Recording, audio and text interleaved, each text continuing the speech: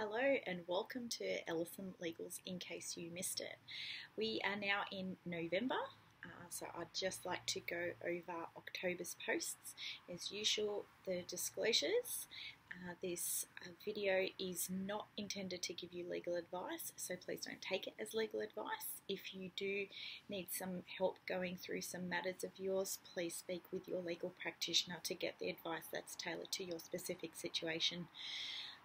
Also, Ellison Legal has limited liability under a scheme provided by the professional standards legislation, and so that's our disclosures.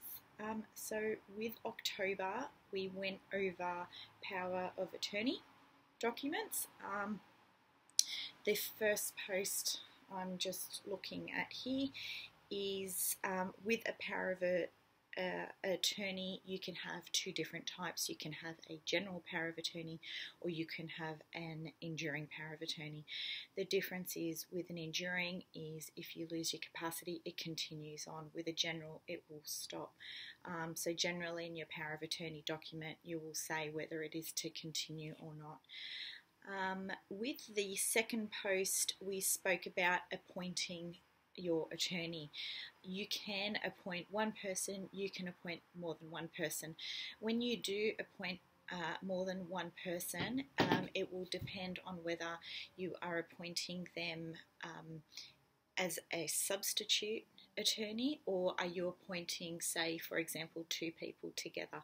If you're appointing, as in that example, two people together, it's good to specify whether they are to act together jointly or whether they can act separately.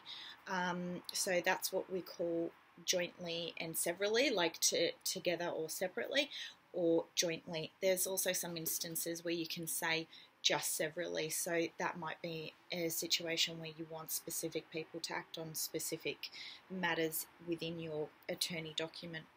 Now the third post was about what details you would include in your power of attorney document. There are a number of things that you can put in there. What I've listed here, I'm just having a look at: to receive benefits for medical or living expenses. So you can say your attorney can benefit from you for the purpose of their medical or living expenses. In that situation, you can also say whether your attorney can provide medical or living expenses for a third person, say like your child. You can also say whether your attorney can give gifts to other people. So these are going to be things that you would ordinarily do, but bear in mind, an attorney needs to use their power for your benefit and to do what you would normally otherwise do. Another thing we've given an example here is to deal with real estate. Do you want your attorney to be able to deal with your real estate or not? Those are just some examples, but there are other things that you can put in there. Just looking at the next post, the fourth post, yep. And that was about when a power of attorney can start. You can have it start straight away. You can have it when your attorney thinks that you can no longer manage your affairs, or you can have it start when a doctor deems you not capable, and you're going to need to have, well, your attorney is going to need to have some sort of documentation to that effect, saying that you're no longer capable of managing your own affairs. So that was our fourth post. When does the power of attorney start? You dictate that.